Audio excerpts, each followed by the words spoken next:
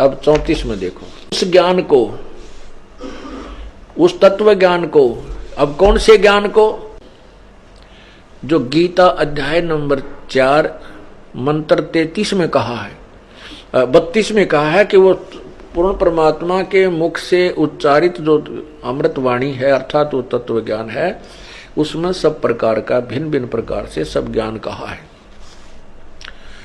और फिर 33 में ये कहा कि उस द्रव्य ज्ञान से यानी देखम देखा बगैर ज्ञान के कित दान करते धर्मादि द्रव्य देते, धन देने से ये ज्ञान यज्ञ श्रेष्ठ है। तो ज्ञान समझ।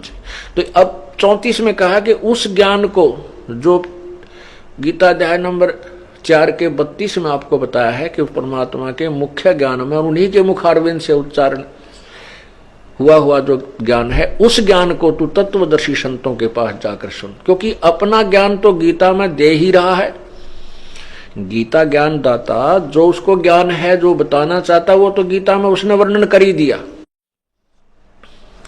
अब कहा कि उस तत्व ज्ञान को जिसमें संपूर्ण विस्तृत ज्ञान दिया हुआ है, उस तत्व ज्ञान को किसी तत्वदर्शी संतों के पास जा।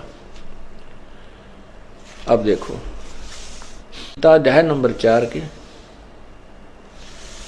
और ये 34 मंत्र में, तो उस ज्ञान को, कौन से ज्ञान को, जो गीता अध्याय नंबर 4 के और 32 में वर्णन है किया है, उस ज्ञान को तू तत्वदर्शी संतों के पास जाकर समझ।